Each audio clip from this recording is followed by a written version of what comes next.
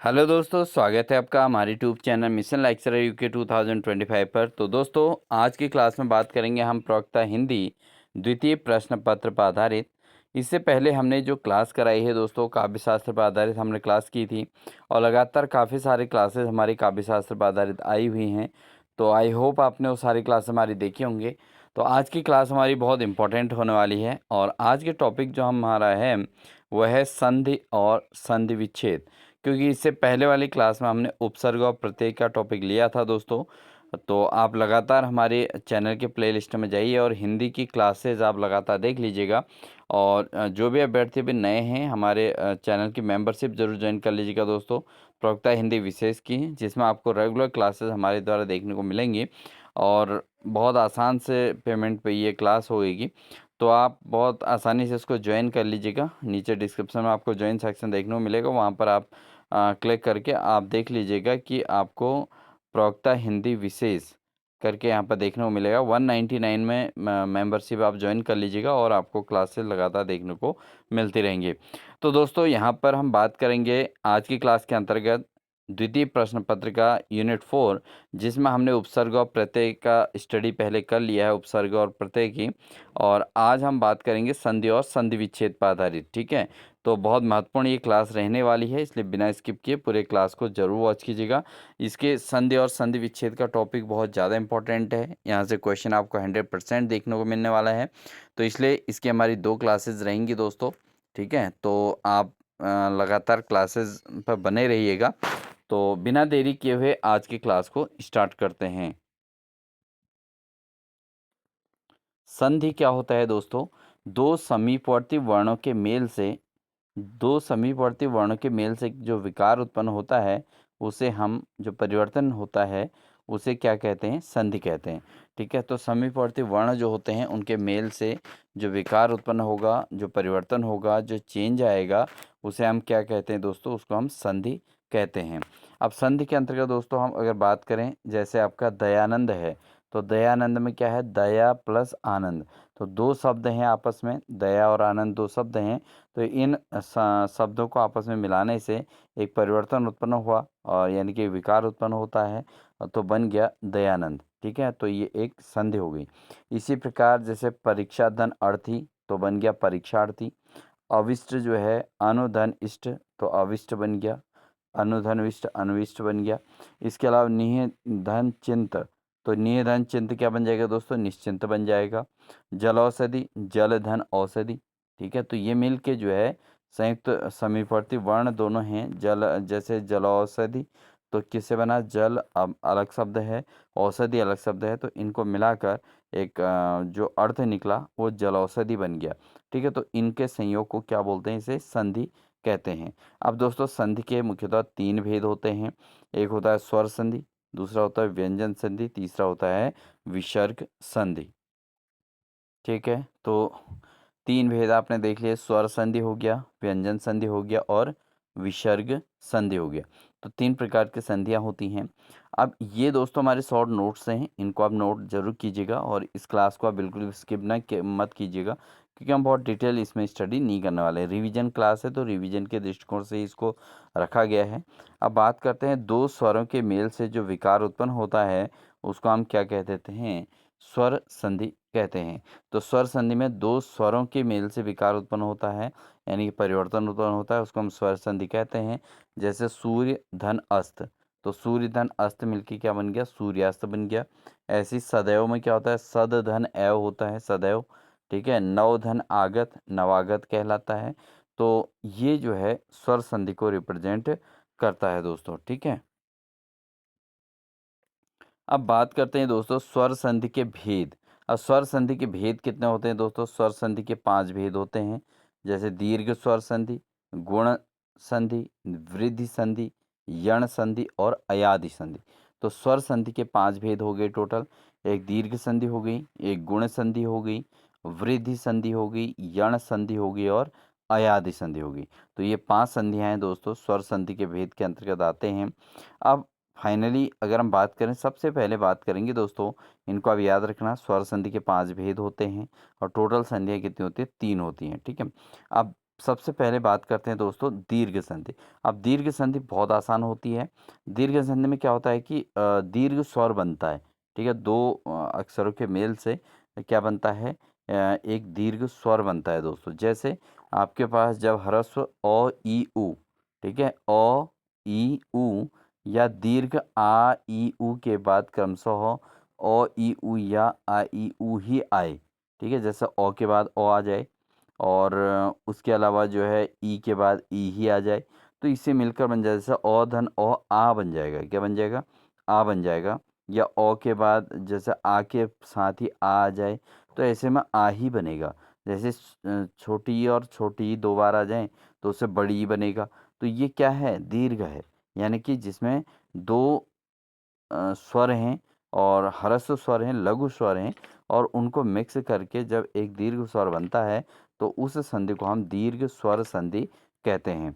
ठीक है, तो इससे अ धन अ बराबर आ बन जाए या ई धन ई बराबर बड़ी ई बन जाए। ठीक है, तो ये हो जाता है। अभी हम उदाहरण से समझेंगे तो बहुत आसान से समझ में आ जाएगा दोस्तों। अब जैसे है दोस्तों मतानुसार। अब मतानुसार में क्या है? मत धन अनुसार। ठीक है, मत तो में क्या आ रहा है? ओ आ रहा है लास्ट में। ठीक है, और अनुसार में भी क्या आ रहा है? ओ आ रहा है। ठीक है, ओ धन ओ। तो ओ धन ओ मिलके क्या बन गया? आ बन गया। तो बन गया मतानुसार। तो मता बन गया, वो मत था, मत आ बन गया। ठीक है, तो मता बन गया मतानुसार। ठीक है, ऐसे परमार्थ में क्या होगा? परम, परम में ओ आ रहा है लास्ट में, और अर्थ में भी ओ आ रहा है। तो मिलके परम धन अर्थ बन गया। क्या बन गया इससे? परमार्थ बन गया। परम धन अर्थ बराबर परमार्थ। अच्छा, अगला है परीक्षार्थी। परीक्षा धन अर्थी, यानी कि परीक्षा में आ गया, आ धन ओ बराबर क्या बन गया? आ बन गया। तो परीक्षार्थी बन गया। ठीक है, इसके अलावा सत्याग्रह, सत्य धन आग्रह। ठीक है, ओ के बाद सत्य में यो के साथ ओ आ रहा है और इसमें आग्रह में आ रहा है, तो क्या बन जाएगा? सत्याग्रह। तो सत्याग्रह में क्या बन गया? ये भी दीर्घ संधि होगी। कौन सी संधि होगी? दीर्घ संधि होगी। ठीक है, ऐसे ही देवागमन। देवागमन में देव धन आगमन, तो देवों का आगमन, तो वो के बाद आ रहा है, तो आ बन गया ना टोटल मिला के। तो वो में ओ आ रहा है और इसमें आ रहा है, तो ओ धन आ मिलके क्या बन गया दोस्तों? तो बन गया आ। ठीक है, तब बन गया देवागमन। ठीक है, तो ये कहलाती है कौन सी संधि? ये कहलाती है दीर्घ संधि कहलाती है। नेक्स्ट हम बात करेंगे दोस्तों गुण संधि की। जब ओ या आ के बाद ह्रस्व ई उ या दीर्घ बड़ी ई बड़ा ऊ या री आए तो दोनों के मिलने पर क्रमशः ए औ अर हो जाता है। ठीक है, तो यहाँ पर क्या है? ये गुण संधि है। अब गुण संधि में क्या हो रहा है दोस्तों? ओ या आ के बाद क्या आ रहा है? ई या ऊ आ रहा है। ठीक है, या दीर्घ बड़ी ई बड़ा ऊ आ रहा है। ठीक है, या री आ रहा है। तो दोनों के मिलने से क्रम से क्या बन जा रहा है? ई बन रहा है, ओ बन रहा है, अर बन जा रहा है। ठीक है, तो ये होता है। तो ओ धन ओ अथवा आ के बाद अगर छोटी ई या बड़ी ई आ जाए तो छोटा ए बन जाएगा, या तो ए बन जाएगा या क्या बन जाएगा? या ओ धन आ के बाद ओ अथवा आ के बाद क्या आ जाए? ऊ या बड़ा ऊ आ जाए तो ओ बन जाएगा। ठीक है, तो यहाँ पर आपको समझ में आ रहा होगा कि ओ आ के बाद, ठीक है, कोई भी ई या ऊ या बड़ी ई बड़ा ऊ कुछ भी आ जाए तो यहाँ पर ए और औ बन जाता है। ठीक है, तो इसको बोलते हैं गुण संधि। ठीक है, तो इसको भी आप नोट कर लीजिएगा। अब इसके एग्जाम्पल समझेंगे दोस्तों। अब जैसे सबसे पहले लेते हैं दोस्तों हम परोपकार। परोपकार में क्या है? पर धन उपकार। ठीक है, पर धन उपकार। तो र में ओ आया, ओ के बाद छोटा ऊ आ गया तो बन गया बड़ा ऊ। ठीक है, ओ बन गया। क्या बन गया? ओ बन गया। परोपकार बन गया। ये क्या बन गया? पर धन ओ धन ऊ के बाद मिलने से क्या बन गया? ओ बन गया। ऐसे ही दयोर्मी। दयोर्मी में क्या है? दया धन उर्मी। ठीक है, दया या में आ की मात्रा आई और आ के बाद छोटा ऊ आ गया। तो ओ आ के बाद अगर देखिए, अगर ओ आ के बाद ओ आ ही आ जाए या ई के बाद ई आ जाए तो ऐसे में वृद्धि संधि होती है। सॉरी, दीर्घ संधि थी। ठीक है ना, उसके बाद ये वाले में इसमें गुण संधि हो जाएगी। ठीक है, तो दयोर्मी में कौन सी है? दयोर्मी में गुण संधि है। सप्तधन ऋषि, अब देखो सप्तऋषि बनाना है तो सप्तऋषि बनाना है तो क्या होगा? तो सप्तधन ऋषि, ठीक है, तो सप्तऋषि हो गया। राजर्षि हो गया, अगर राजधन ऋषि तो राज ऋषि हो गया, क्या हो गया? राज ऋषि हो गया, ठीक है। तो ये इसके एग्जाम्पल हो सकते हैं। अगला आता है दोस्तों कौन सी संधि? अगला है वृद्धि संधि। वृद्धि संधि में क्या होता है कि जब ओ आ के बाद ए या आई आ जाए, ठीक है, ओ और आ के बाद क्या आ जाए? ए या आई आ जाए, ठीक है। तो ऐसी स्थिति में क्या हो जाता है दोस्तों? तो दोनों मिलकर क्या हो जाते हैं? आई हो जाते हैं, ठीक है। तो यदि यदि ओ के बाद क्या आ जाए? आ के बाद ओ औ, यानी कि ओ आ के बाद ओ औ आ जाए तो दोनों मिलके औ हो जाते हैं। तो अगर ओ आ के बाद ए ऐ आ जाए तो ऐ हो जाता है, और ओ औ आ जाए तो औ हो जाता है। तो ऐसी स्थिति में क्या हो जाएगा दोस्तों? तो ऐसी स्थिति में बनेगी वृद्धि संधि, ठीक है। कौन सी संधि हो जाएगी? वृद्धि संधि हो जाती है। ये भी आपको याद रखना है। जैसे उदाहरण से समझेंगे। उदाहरण में अगर हम देखें दोस्तों, सदैव है जैसे, तो सद धन एव, तो सद अ धन ए, ठीक है, तो एव बन जाएगा, तो सदैव बन गया। जैसे लोकेशन हो गया, लोकेशन, लोकेशन हो गया, तो लोकेशन में क्या हो गया? लोक धन ऐषण, लोक धन ऐषण, तो लोकेशन बन जाएगा। धन ऐश्वर्य, धन धन ऐश्वर्य, ठीक है, धन में नौ के साथ ओ आ रहा है, और ए ओ के बाद आई आ गया, ठीक है, तो क्या बन गया? धनेषण बन गया। क्या बन गया? धनेश्वर्य, धन धन ऐश्वर्य, ठीक है, तो धन ऐश्वर्य बन गया। और इधर लोकेशन में लोक धन ऐषण हो गया, तो लोकेशन हो गया, ठीक है। तो धन ऐश्वर्य, धन धन ऐश्वर्य, धन ऐश्वर्य हो गया। इसके अलावा मतैक्य, मतैक्य में क्या होता है? मत ओ धन ऐ, तो मतैक्य, मत धन ओ के बाद क्या आ जा रहा है? तो ओ के बाद आ जा रहा है ऐ, ठीक है। तो टोटल मिला के क्या बन गया? आई बन गया इनकी, ठीक है। तो इसमें ये बन गया, तो इसका मतैक्य बन गया, ठीक है। तो ये होता है इस संधि की पहचान। तो वो हो गया वृद्धि संधि, ठीक है। अब हम बात करते हैं दोस्तों कौन सी संधि? यण संधि। यण संधि में क्या होता है कि ई या ऊ के बाद और री के बाद कोई भिन्न स्वर आए, जैसे ई ऊ के बाद ओ आ जाए, भिन्न स्वर मतलब ओ आ जाए, ठीक है, मतलब सेम ई या ऊ ही ना आए, उसके बाद क्या आ जाए? ओ आ जाए। तो ऐसी स्थिति में क्या हो जाती है? यण संधि होती है, ठीक है। तो यहाँ पर ये ध्यान देंगे, यण संधि की पहचान कैसे बनेगी। देखिए, यदि ई ऊ और री के बाद भिन्न स्वर आए, तो ई और ई का यो, ऊ ऊ का वो और री का रो हो जाता है, ठीक है। तो ये इसके अंतर्गत आता है, ठीक है।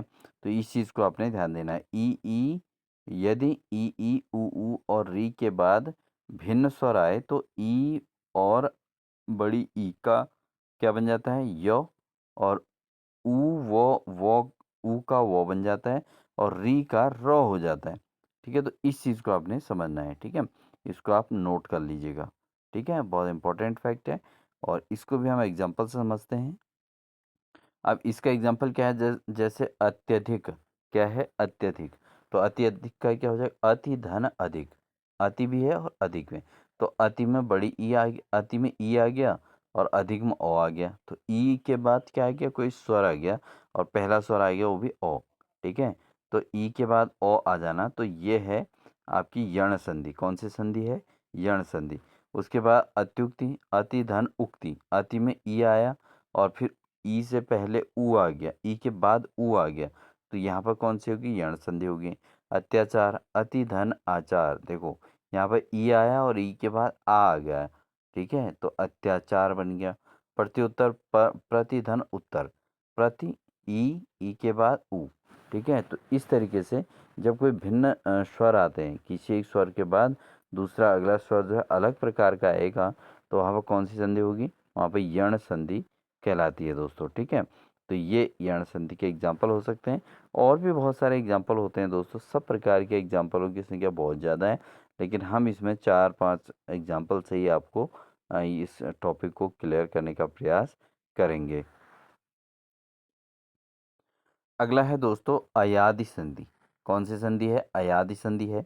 तो अयादी संधि में क्या होता है? यदि ए आई ओ औ, ठीक है, वहाँ ए आई ओ औ स्वरों का मेल, ठीक है, ये जो स्वर हैं अगर इनका मेल दूसरे स्वरों से हो तो ए का आई, वो आई का क्या हो जाता है? आई, और ओ का औ और औ का आओ हो जाता है। ठीक है, तो अयादी संधि में ये होता है यदि ए आई ओ औ स्वरों का मेल दूसरे स्वरों से हो तो ए का आई, वो आई का आई, और ओ का औ और औ का आओ हो जाता है। तो ये अयादी संधि की पहचान होती है। जैसे एग्जाम्पल हैं दोस्तों, कौन सा है? जैसे नयन है, नयन है तो नए, ने धन अन, तो ने धन अन, ठीक है, ने में ए आ गया और उसके बाद क्या आ गया? ओ आ गया। ठीक है, यदि ए आई ओ औ के बाद कोई विपरीत स्वर आता है, अलग स्वर आता है, तो वहाँ पर कौन सी संधि होती है? अयादी संधि हो जाती है। तो नयन में कौन सी संधि है? अयादी संधि है। नायक, नायक में कौन सी संधि है? नय धन अक, तो नय धन अक नायक हो गया। तो नायक में कौन सी संधि है? इसमें भी अयादी संधि होगी। पवन है दोस्तों, पवन को पढ़ने में ऐसा लग रहा है कि बहुत आसान है, बट इसका जो संधि विच्छेद होता है वो होता है पो धन अन। ये पूछा भी जाता है एग्जाम में, ये बहुत इंपॉर्टेंट है। हमने एग्जाम्पल ले रखे हैं इसमें जो भी लिए हैं, तो ये भी बहुत इंपॉर्टेंट है दोस्तों। तो पवन में क्या है? पो धन अन, तो पवन हो गया। अगला है पावक, पावक में क्या है? पो धन अक, तो पो धन अक क्या बन जाता है? पावक बन जाता है। ठीक है, तो ये थे कौन सी संधि? अयादी संधि थी दोस्तों। ठीक है, तो ये थे दोस्तों स्वर संधि के भेद, और पांचों भेद हमने यहाँ पर चर्चा की। पांचों प्रकार को अच्छे से समझा कि स्वर संधि में क्या क्या पहचान होती है। तो अभी हम बात करेंगे स्वर संधि के पहचान करेंगे और इस पर आधारित कुछ एमसीक्यूज के माध्यम से इसको करेंगे। फिर नेक्स्ट क्लास में हम व्यंजन और विसर्ग संधि को एक साथ एक्सप्लेन करेंगे और साथ ही उस पर आधारित एमसीक्यू के माध्यम से भी क्वेश्चन को सॉल्व करके आपकी प्रैक्टिस को, आपकी मेहनत को जो है डबल करने का प्रयास करेंगे। बस आप लगातार हमारे चैनल से जुड़े रहें, हमारी चैनल की मेंबरशिप ज्वाइन कर लें, जिससे हमें भी आपको लगातार क्लास प्रोवाइड कराने की जो है एनर्जी बनी रहेगी। तो लेते हैं इस क्वेश्चन को। तो पहला क्वेश्चन है दोस्तों, आपने देख ही लिया कि नयन शब्द का शुद्ध संधि विच्छेद क्या है। तो नयन जो शब्द है दोस्तों, इसका शुद्ध संधि विच्छेद क्या होगा? ने धन अन, ने धन आयन, या नौ धन अन, या नय धन अन। तो नयन का जो शुद्ध संधि विच्छेद है दोस्तों, वो क्या है? ने धन अन। ठीक है, ने धन अन मिलके क्या बन गया? नयन बन गया। तो ऑप्शन नंबर ए इसका बिल्कुल सही आंसर हो जाएगा दोस्तों। अगला क्वेश्चन है सदैव में कौन सी संधि है। अब सदैव में कौन सी संधि है? सदा धन एव। ठीक है, तो सदा धन एव इसका संधि विच्छेद बनेगा। तो आ के बाद क्या आ रहा है? ए आ रहा है। ठीक है, आ के बाद ए आ रहा है। तो आ के बाद अगर ए आता है तो कौन सी संधि होती है?